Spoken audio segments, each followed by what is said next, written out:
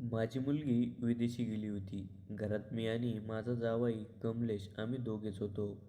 मुलीला जाऊन 4 दिवस झाली होती, म्हणून घर खूप रिकामं रिकामं वाटत होतं. त्या दिवशी संध्याकाळी जावई ऑफिसवरून घरी आला आणि मला म्हणाला, "मला रोहिणी खुशच करत नाही." मी म्हणाले, "जावई बापू, म्हणजे तुम्हाला काय म्हणायचं आहे? मला काही कळतच नाही." तेव्हा जावयाने मला समजावून सांगितले, "मामी, आपण दोघेच घरात आहोत.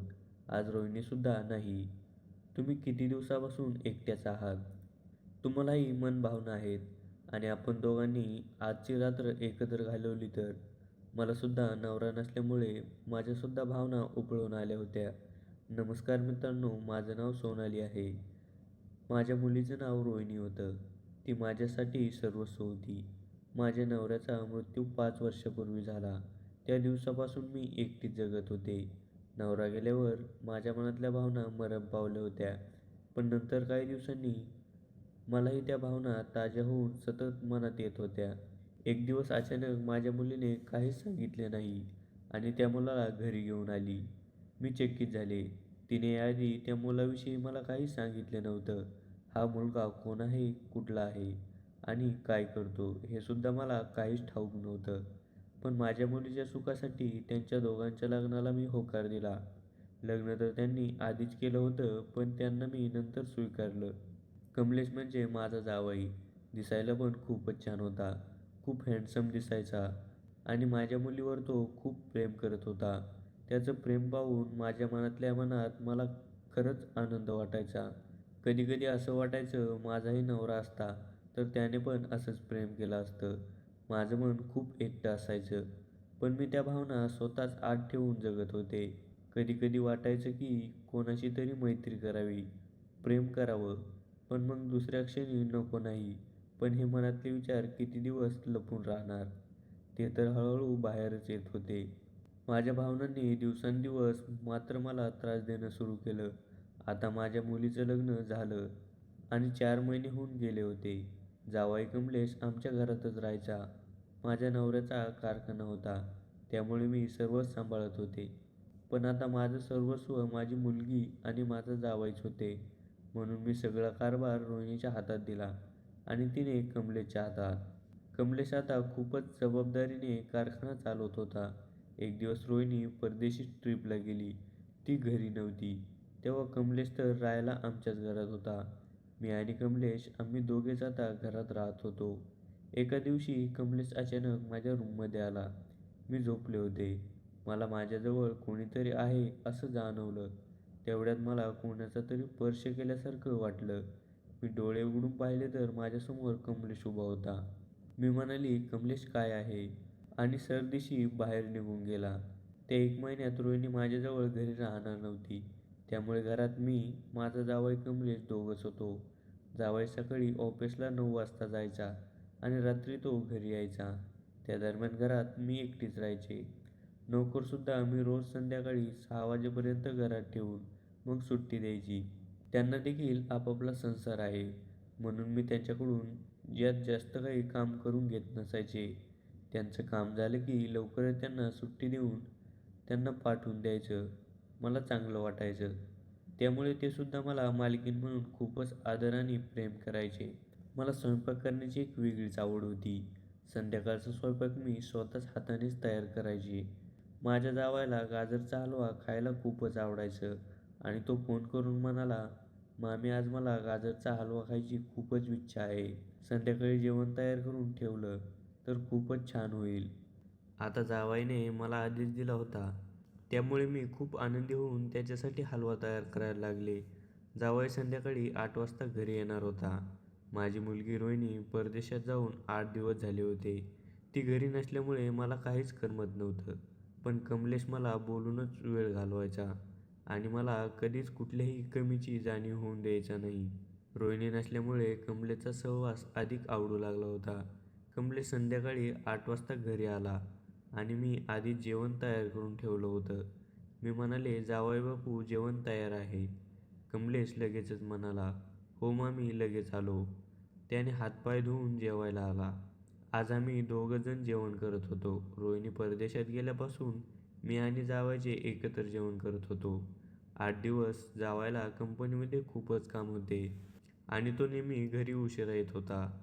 आज आम्ही दोघं एकत्र बसून जेवण करत होतो. कमलेश माझ्याकडे खूप टक लावून पाहत होता आणि त्याच्या पाहणीची नजर खाली पडत नव्हती. मी म्हटलं, "काय जावई बापू, कोणत्या विचारात गुंगत आहात?" तो म्हणाला, "काही नाही मामी." पण त्याच्या चेहऱ्यावर काहीतरी वेगळंच गडबड होती. तो पुढे म्हणाला, "तसं काही नाही." "काय चालू होतं मनामध्ये?" "तुमच्या डोळ्यात काहीतरी वेगळं दिसत आहे." तुम्ही माझ्याकडेच टक लावून पाहत होता. काहीतरी तुमच्या मनामध्ये होतं. मी त्याला विचारलं, "बहुतेक रोहिणीची आठवण येत असेल तुम्हाला." तेव्हा कमलेश हसू लागला आणि म्हणाला, "खरं सांगायचं तर मामी, मी आजपर्यंत तुम्हाला काही सांगितलंच नाही.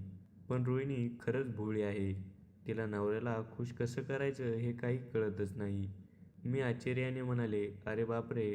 आता तुम्ही दोघांनी तर एकमेकांना लग्नाच्या अगोदरच खूप समजून घेतलं होतं आणि त्यानंतरच लव्ह मॅरेजसुद्धा केलं आणि आता माझी मुलगी भोळी वाटत आहे. लग्नाच्या अगोदर कळलं नाही का, की रोहिणी भोळी आहे?" त्यावर कमलेश म्हणाला, "लग्नाच्या अगोदर खरंच रोहिणी खूपच वेगळी होती, पण लग्नानंतर खूपच वेगळी झाली आहे. मला जे आवडतं त्यात रोहिणी मुद्दाम करून काहीतरी खोड काढते आणि मला काही सुखच देत नाही." मी कमलेशला विचारू लागले, "म्हणजे रोहिणी तुम्हाला कोणत्या गोष्टीबद्दल सुख देत नाही?" कमलेशच्या चेहऱ्यावरची लहर थोडी वेगळी होती आणि मला लक्षात आलं की कमलेश वेगळ्या अर्थाने बोलत होता. त्याच्या नजरेतील ती अजब भावना आणि शब्दांनी मला आश्चर्यचकित केलं. मी थोडं गोंधळलेली. काही वेळ शांत बसले आणि काही बोलले नाही. माझ्या मनामध्ये विचारांचे वादळ सुरू झालं, पण मी काही बोलायला गेले नाही. मी गुपचूप जेवण केलं आणि उठून माझ्या खोलीत आले. कमलेश आज खूपच वेगळाच वाटत होता आणि त्याचा चेहरा, तो बोलत असताना आवाज, सगळं काही मला अचानक असं जाणवलं की काहीतरी बदललं आहे. कमलेश आधी कधीही माझ्याकडे इतकं टक लावून पाहिलं नव्हतं. तो मला काहीच बोलत नव्हता, पण त्याच्या नजरेतील भावना मला गोंधळून टाकत होती. आज कमलेशने पहिल्यांदाच रोहिणीबद्दल वेगळं सांगितलं. आज तो माझ्याशी थेट आणि बेधडक बोलत होता. त्याच्या बोलण्यावर मला आश्चर्य वाटत होतं आणि असंही वाटलं की रोहिणी नसल्यामुळे कमलेश मनमोकळेपणाने, मनमोकळ्या शब्दात बोलत असेल. दुसऱ्या दिवशी सकाळी उठल्याबरोबर मी पाहिलं की कमलेश माझ्या खोलीच्या दारात उभा होता. आता ही दुसरी वेळ होती की कमलेश माझ्या खोलीच्या समोर उभा होता. तो थोड्या हलक्या आवाजात म्हणाला, "गुड मॉर्निंग मामी." मी सुद्धा हसत गुड मॉर्निंग म्हटलं. त्याने विचारलं, "कशी झाली झोप?" मी उत्तर दिलं, "जेवण करून जी झोपले ती आत्ताच जागी झाले." तो हसत बाहेर निघून गेला, पण त्याच्या हसण्यामध्ये काहीतरी वेगळंच होतं. सकाळी नाश्त्याची वेळ झाली तेव्हा कमलेश मला म्हणाला, "सोनाली, नाश्ता तयार आहे ना?" कमलेशने आज मला पहिल्यांदाच माझ्या नावाने एकेरी हाक मारली होती. मी त्याला ठणकावून म्हणाले, "तू माझ्या मुलीचा नवरा आहेस. मी तुझी सासू आहे. मी तुझ्यापेक्षा कितीतरी पटीने मोठी आहे आणि तू मला एकेरी भाषेने बोलत आहेस. कमलेश, तुला नाही रे हे शोभत." तेव्हा कमलेश म्हणू लागला, "आपण दोघेच तर घरात आहोत. जर नाव घेऊन बोललं तर त्यात काय झालं?" माझ्या मनात अनेक विचार घोळत होते, पण मी ते थोड्या वेळासाठी बाजूला ठेवलं. कमलेशच्या बोलण्याने मला गोंधळून टाकलं होतं. असं बोलण्याचं कारण काय असेल हे मला समजत नव्हतं. तो काय विचार करत असेल असं वाटून मी त्याचा चेहरा पाहिला. त्याच्या चेहऱ्यावर काहीतरी वेगळंच होतं. तो म्हणाला, "काय करू मामी, मला तुमची मुलगी खुश ठेवत नाही, म्हणून मला एकेरी भाषेने बोलावं लागलं. तुम्ही तरी मला समजून घ्या." मला कमलेशच्या बोलण्याचा सर्व अर्थ कळाला होता, म्हणून मी पुढं बोलावं असं मला काही योग्य वाटलं नाही. तरीसुद्धा माझ्या मनात कमलेश बोललेल्या गोष्टीची खंत होती. कमलेश ऑफिसला निघून गेला आणि त्यानंतर मी सुद्धा मार्केटला गेले. गेल्यावर मार्केटमधून मी खरेदी करून घरी परतत होते. त्यावेळी माझी खूप जुनी मैत्रीण मला भेटली. हल्ली ती मला खूप दिवसापासून भेटलीसुद्धा नव्हती. ती माझी कॉलेजमध्ये असताना खूप जवळची मैत्रीणसुद्धा होती. सुरुवातीला मी तिला काही ओळखलं नाही, पण निर्काम पाहिल्यावर समजलं की ती माझी वर्गमैत्रीण शारदा आहे. मी तिच्या जवळ गेले, तीसुद्धा मला पाहून आश्चर्यचकित झाली. आम्ही दोघींनी सुद्धा तिथे बसून खूप वेळ गप्पासुद्धा मारल्या. मी तिला माझ्या मुलीचे लग्न झालेलं सुद्धा सांगितलं. तीसुद्धा खूप खुश झाली. तिच्या मुलीचं लग्न झालं होतं, पण तिचा जावई हा खूपच टुकार निघाला होता, ते सांगून तिची खंत व्यक्त करत होती. तेव्हा तिने मला विचारलं, "तुझा जावई कसा आहे?"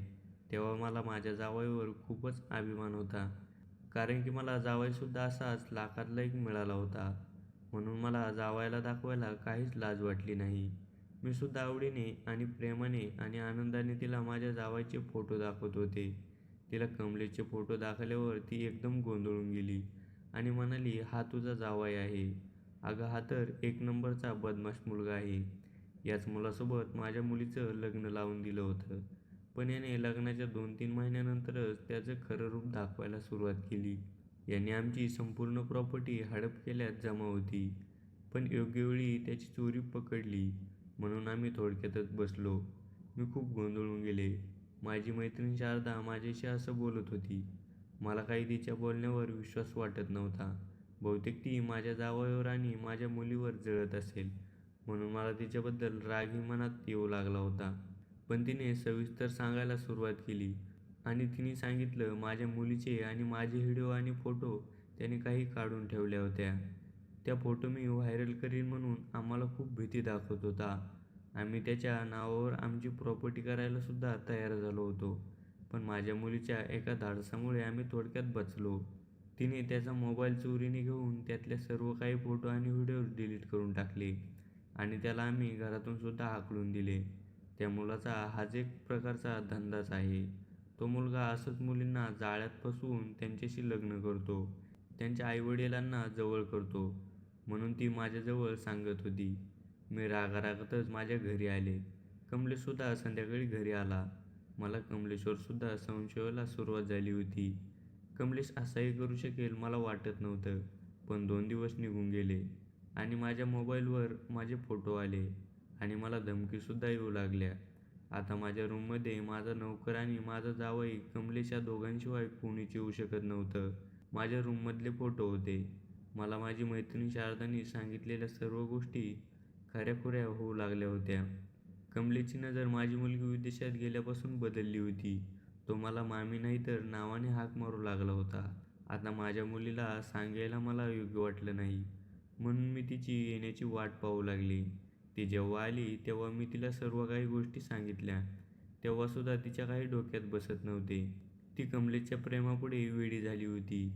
कमलेशने तिला प्रेमामध्ये वेडी केलं होतं. पण काही दिवसांमध्ये त्या दोघांमध्ये सुद्धा वादविवाद व्हायला सुरुवात झाली आणि कमलेशचं खरं रूप समोर यायला लागलं. कमलेश तिला धमकी देऊ लागला आणि म्हणाला, "तुला जर तुझी इज्जत ठेवायची असेल तर तुला संपूर्ण संपत्ती माझ्या नावावर करावी लागेल." रोहिणीला सुद्धा आज खूप मोठा धक्का बसला होता. तेव्हा तिचे डोळे उघडले आणि ती माझ्यापाशी येऊन रडू लागली. आणि नंतर आम्ही त्या मुलाला पोलिसांच्या सुद्धा स्वाधीन केला. आज तो गुन्ह्यामध्ये अडकला आणि आम्ही खूप मोठ्या संकटातून बाहेर आलो.